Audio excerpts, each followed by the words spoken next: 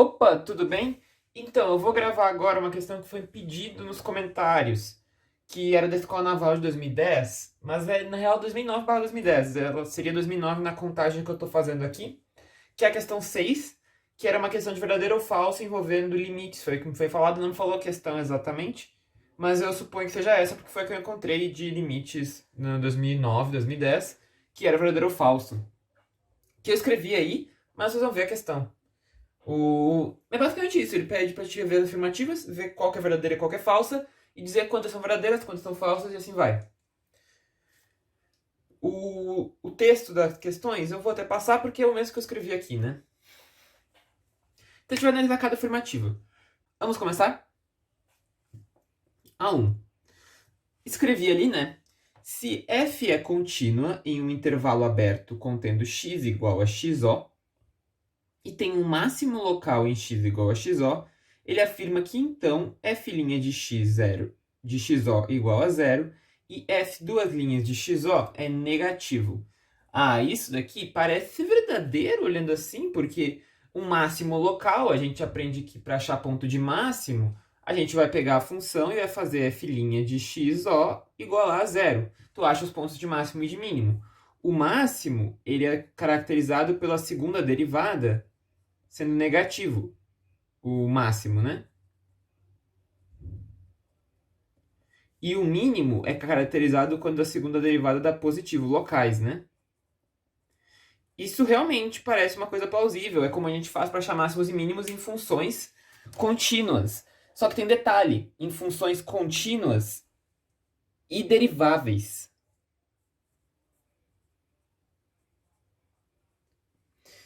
Se for derivável, realmente tu acha o máximo e o mínimo por aqui. Mas o que ele falou é que em um intervalo aberto de f contínua, se x igual a zero é o máximo, isso implica que necessariamente a função é derivável. E tem aí a derivada da zero e a outra é negativa. Não é necessariamente ser derivável, porque eu posso ter um máximo local sendo um bico, se eu olhasse para o gráfico. Por exemplo, assim. Aqui. Essa função, ela tem um máximo local, que seria esse ponto aqui. Posso até botar um 3 aqui. Que seria um bico. Ela tem um máximo local. Mas ela não é derivável. Esse ponto não tem uma derivada. E não é zero. Porque ela não é nem derivável nesse ponto. Essa função, inclusive, ela se chama f de x igual a menos o módulo de x menos 3. É sempre negativa, né? E no 3 ela zera. O módulo tem esse bico. Essa função tem um máximo local em xo igual a 3. É um máximo local. E, inclusive, o máximo definitivo também, além de local. Mas f' de xo não existe. Não existe derivada. Então, isso aqui descontraduz o nosso argumento. Um contra-exemplo é suficiente. Lembrando, máximo local não tem a ver com ser derivável e dar zero. Máximo local tem a ver com a vizinhança ao redor daquele ponto, todos os outros valores da f são menores. Então, no caso aqui, em qualquer vizinhança próxima, você pegar um valor de x, o valor da f é um pouco menor, ó, é negativo. Então, ele é um máximo local, só que ela não é derivável nesse ponto. Então, essa daí está errada por isso, é falsa. Essa aqui é falsa. E ela é contínua, né? Só pra falar, né? Porque ele falou que a função tem que ser contínua. E de fato ela é contínua, né? Contínua tu pode entender graficamente como tu desenhasse, tu nunca tira o dedo do papel. Ou o conceito de fato de ser contínua é que o limite, quando x tende a 3 pelo sentido pela esquerda, da f de x tem que ser igual ao limite quando x tende a 3 pela direita de f de x. Se acontece isso, a função é contínua. Ela é contínua. Se isso for igual à derivada no ponto, a gente ainda tem que ela é derivável, mas ele não é. Ele só é contínuo. Então, contínua ela é.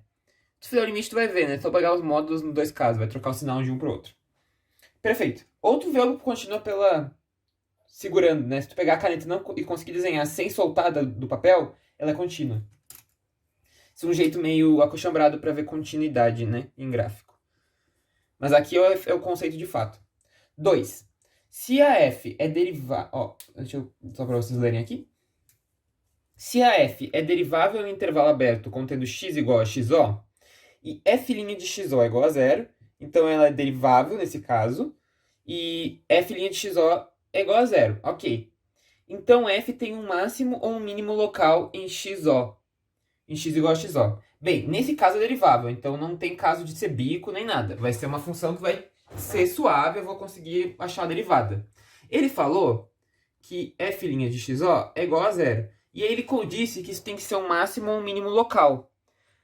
É falso. Pode ser um máximo ou um mínimo local? Pode. Mas não é o único caso.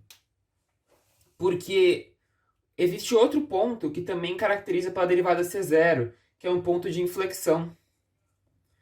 A inflexão pode ser zero ou pode não ser. A característica do ponto de inflexão é que a derivada segunda é zero. A primeira pode ser ou pode não ser. Um exemplo que é pegar a função f de x igual a x ao cubo. F de x igual a x ao cubo, se eu derivar, vai dar 3x ao quadrado. Se eu pegar o ponto zero, xo igual a zero, eu encontro que ela é zero. Então atende à condição. Xo igual a zero atende à condição que ele me deu, que é f' de xo igual a zero. Mas ele não é um máximo e nem um mínimo local. Porque se eu fizer a derivada segunda, passo o 2 para lá, né? Vai ficar 6x. 6x é uma função crescente, né? É uma reta crescente que passa no zero, né? Aqui é uma reta, né? Crescente que passa no x igual a zero. Aqui, deixa eu desenhar melhor aqui. Aí, ó. Yx, isso seria 6x. A questão é, se ele fosse um máximo ou um mínimo local,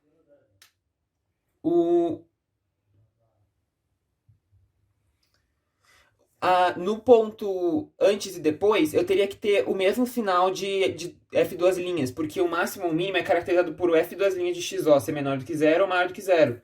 Como isso é uma reta em xo igual a zero, esse ponto não é o máximo nem o mínimo local, isso é um ponto de inflexão. Ele troca, inclusive, o sinal da concavidade nesse ponto. O gráfico da função terceiro grau, né, x ao cubo, você deve conhecer. Ele é isso aqui, né? Ele é meio que um S. Assim. E aqui, nesse ponto, a tangente aqui, ó, é zero. Tá meio ruim o desenho, tá? Acho mais uma tangente, mas esse daqui daí é zero. Então é falsa, porque o ponto de inflexão também pode acontecer. Falsa. Eu dei um contra-exemplo, inclusive, com o x ao cubo, porque a derivada segunda dá zero, então não é nem máximo nem mínimo. Perfeito, vamos para a terceira. A terceira, ele fala o seguinte, se f tem derivada estritamente positiva, ok,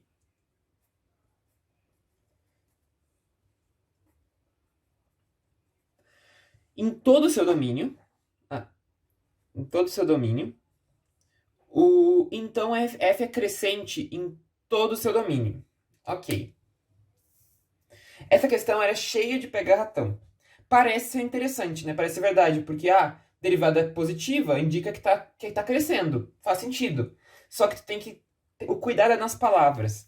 Que nem a primeira, ele não falou que é derivável e isso fez acabar sendo falsa. Essa daqui, ele não falou que a f é contínua.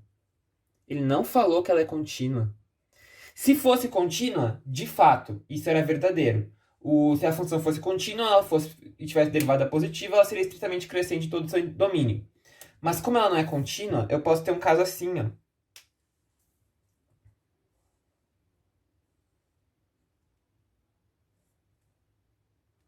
Aqui eu faço uma bola aberta, fechada, aberta.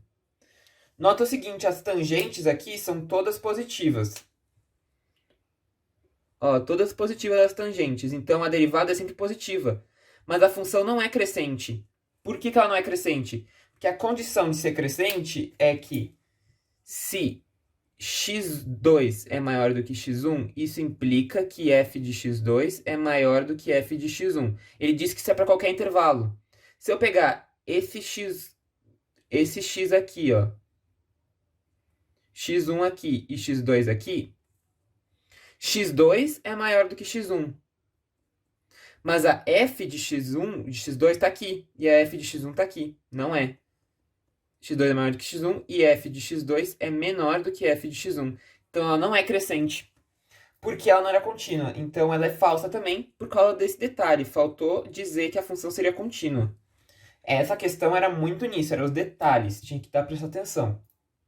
Questão de verdadeiro ou falso é bem complicada mesmo, dar essas coisas. Então a terceira também é falsa. Vamos para a quarta. Vou botar aqui. Bem, vamos ler a quarta só, né? Se o limite da f de x igual a 1 e o limite da g de x...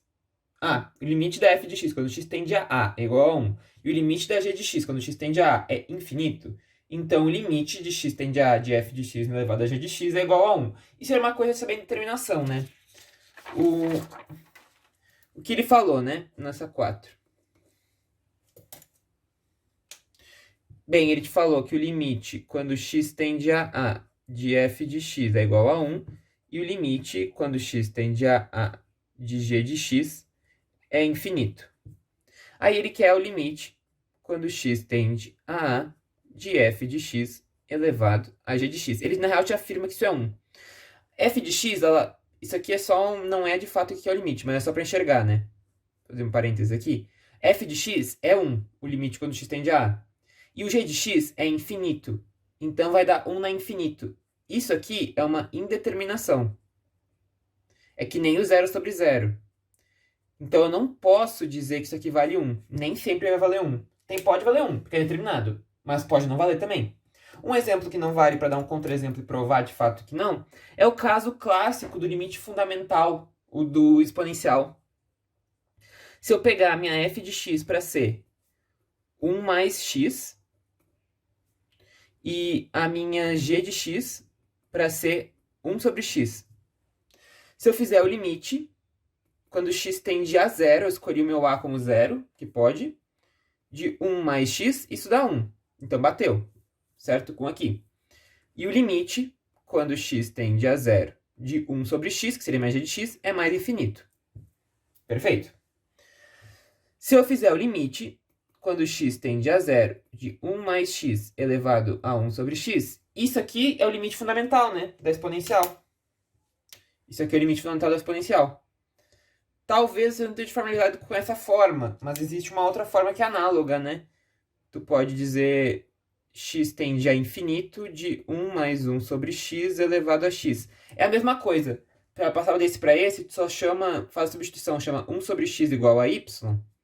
Aí quando x tende a 0, y tende a infinito. Então isso aqui vai dar limite quando y tende a mais infinito. X tende a 0, y vai para infinito. De 1 mais 1 sobre y. Porque se 1 sobre x é igual a y, x é igual a 1 sobre y.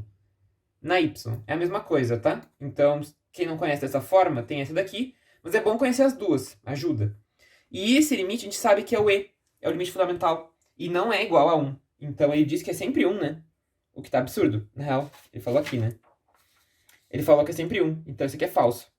Não, pode ser 1, é uma determinação, pode ter qualquer valor no caso, né? Então é falso. E vamos para a última, a 5. Vamos ver se tem pelo menos uma que é verdadeira, né? Até agora é tudo falso. Se f é derivável para qualquer x pertencente aos reais, então o limite, quando x tende a 0, de f de x menos f de x menos 2s dividido por 2s, ele diz que é o dobro da derivada de x. Aqui a gente vai ter que trabalhar com o conceito da derivada, né? Dá pra ver. O que ele falou foi o seguinte. F de x menos f de x menos 2s dividido por 2s é igual a 2f' de x. Ele quer que a gente diga isso. Bem, o que a gente sabe de derivada é o tradicional, né? Se eu fizer o limite, quando h tende a 0, de f de x mais h menos f de x dividido por h, isso aqui dá a derivada. Isso a gente sabe. Então a gente tem que transformar isso em algo desse estilo. Bem, o que é interessante eu pensar em fazer? Como aqui desse lado no menos eu tenho que deixar só a f, eu vou chamar isso aqui de uma outra variável, vou chamar isso aqui de u. Então primeiro eu vou fazer que y é x menos 2s. Aí o meu x aqui vai ficar y mais 2s. Bem, se eu fiz essa mudança de variável, né? O... Ai, não é x. Opa, aqui eu copiei errado, desculpa. Eu copiei errado. Aqui é S tende a zero. Porque senão não faz nem sentido, né? Se x tender a zero não faz nenhum sentido, né? Vai dar só f de 2 menos 2s sobre 2s. Nada a ver. É o f tendendo a zero. Aqui. É o f que tende a zero. Isso. Tá, então vamos mudar essa variável. Isso aqui vai ficar, então, o quê? O f continua ali, então vai ficar limite quando s tende a zero de... O meu x agora é y mais 2s. Menos. Isso aqui agora virou y, né? Dividido por 2s. Ainda não tá igual, porque aqui a gente tem h e aqui a gente tem 2, né? Tem um dobro. Talvez tenha que dar uma olhada nisso aqui. Fazer o seguinte. Vou chamar meu 2s de um h. Então agora a gente vai mudar o nosso intervalo de limite, né? Porque o f é o que está tendendo. h é igual a 2s. Se s tende a zero, h tende a zero também, porque o dobro de zero é zero. Então isso aqui vai dar limite quando h tende a zero de f de y mais h menos f de y dividido por h. Ok? Isso aqui é derivada, né? Então isso aqui é a derivada de y. Só que não é o y que a gente quer voltar para o x. O nosso y é x menos 2s. Então isso aqui é a derivada de x menos 2s. Mas o s tende a zero, então o 2s também tende a zero. Então isso aqui é igual à derivada de x. O que ele falou é que era o dobro. Então está falsa também. Com isso, a gente vai marcar que todas são falsas. A, B, C, a 1, 2, 3, 4 e 5. E isso nos dá a alternativa A. Todas falsas.